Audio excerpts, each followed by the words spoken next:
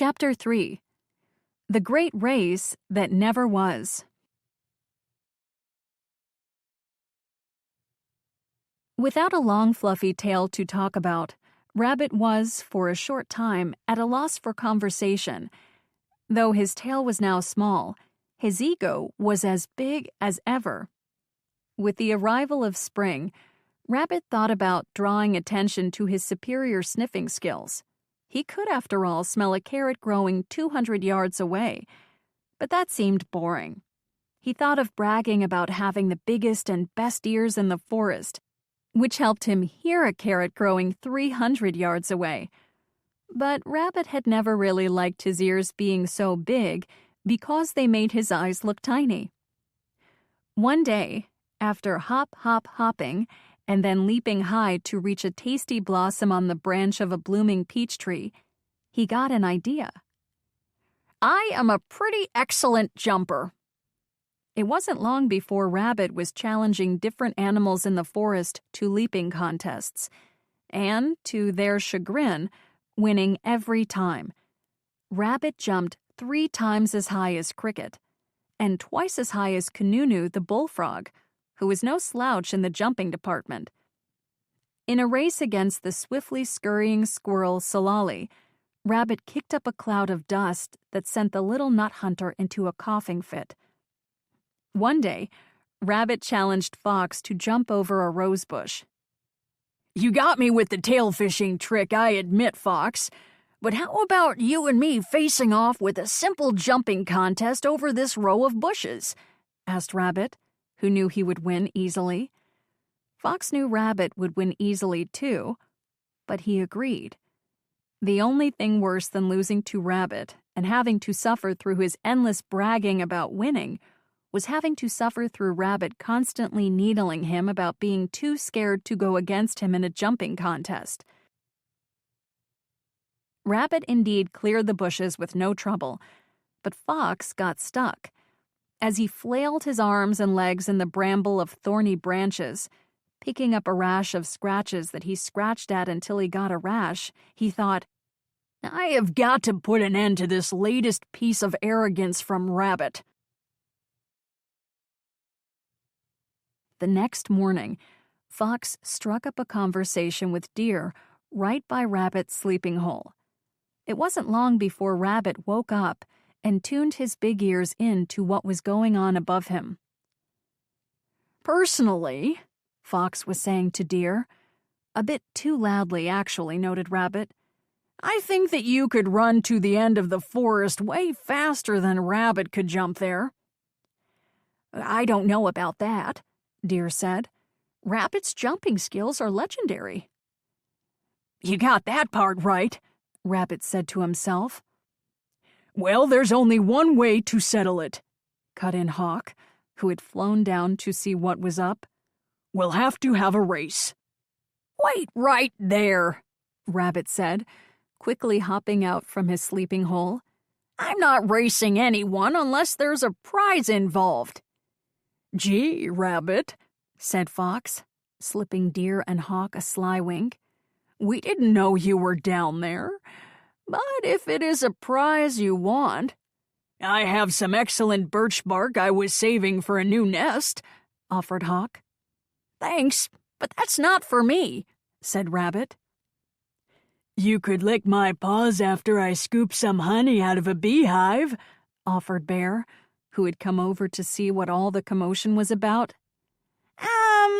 Pass," said Rabbit.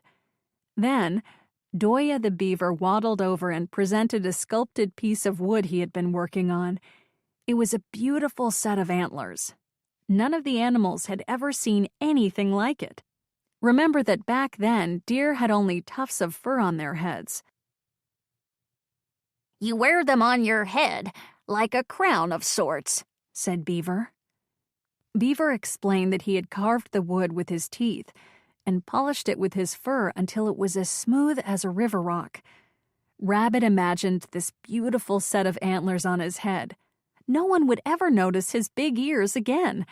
Not to mention that this would make everyone forget all about how Fox tricked him. "The race is on," Rabbit said. shaking Deer's hoof with his paw. And so it was. The race was the talk of the forest, and no one was sure who would win. No one, of course, except for Rabbit. He was confident in his jumping ability and determined to make up for his lost tail. The animals spent the next few days preparing for the race, which was to coincide with the first new moon festival. As the day of the race approached, Rabbit lost some of his braggadocio and grew nervous. Sure, he was a great jumper, but Deer was really, really fast. And yet, those beautiful antlers, he had to win them no matter what. Rabbit's trickster brain went into overdrive. The day before the race, Rabbit said to the other animals, "You know, I'm not too familiar with the part of the woods in which the race will be. It's far from my rabbit hole. I think I should be able to go take a look at it first." "That seems like a reasonable request," said Squirrel. "Only fair," added Bear. "It will be sportsmanlike and equitable," added Hawk. Off Rabbit went into the forest. An hour passed, and then two. Soon the sky changed from blue to the orange-reds of dusk, and the other animals started to wonder. "He's taking too long," Hawk declared. "If he's so fast, why isn't he back by now?" Squirrel grumbled. "He's probably scared of losing and ran away," Fox scoffed. Possum, who still shuddered at the memory of losing his beautiful tail, was especially suspicious.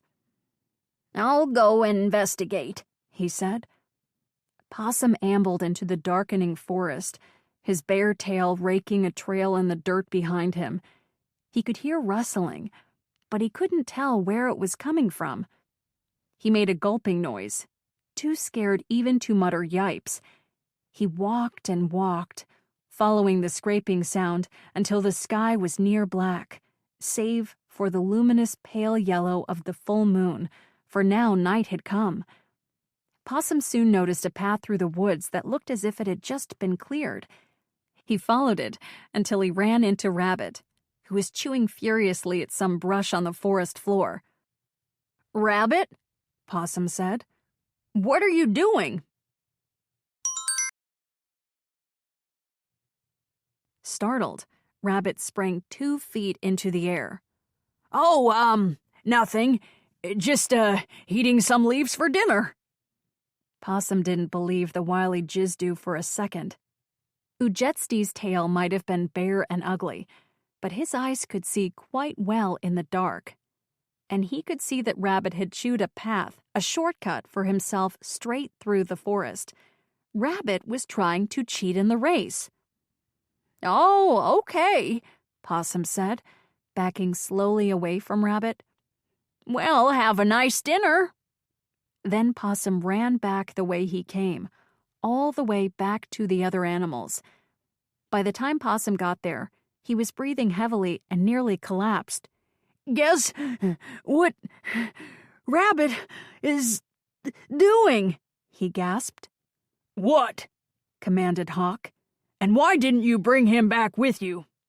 "That Rabbit is up to something, I know it," sneered Fox. "Let me finish," said Possum, gulping some air. "Rabbit is not here because right now Rabbit is trying to cheat in tomorrow's race." Then Possum explained all about Rabbit's path through the forest. "I knew it," said Fox. "He can't be trusted." The animals talked well into the night about what to do. The next morning, Rabbit woke up at the end of the path he had cleared, yawned, and stretched his hind legs. He was tired from chewing through so much brush, but he was confident that his work would help him win the race. "Soon those antlers will be mine," he said, as he hopped back through the forest to his burrow. But when Rabbit arrived at his home, he was greeted with a surprising sight. All the other animals were already there, and so was Deer. and Deer was already wearing the antlers on his head. "Ha ha," Rabbit said. "Very funny. I see Deer decided to try on the antlers before the race, since he'll never get to wear them again." Rabbit hopped up and down to get his legs ready for the race. Fox, Hawk, Deer, and Possum exchanged glances and shook their heads. "Well," began Rabbit, "I'm ready to race. You can just give the antlers to me now, Deer, and save yourself the trouble. There is no way you can beat me." Possum could barely contain himself. He broke out in front of the group and cried, "Wrong!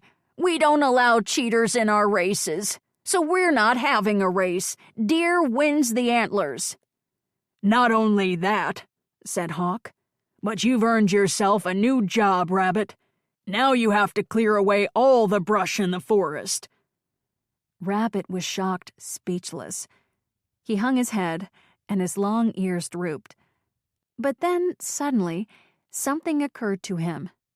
His nose twitched like a twinkling star. "Brilliant idea," Rabbit said. "After all, I do have the sharpest, most lovely teeth in the forest. Anyone for a speed chewing contest?"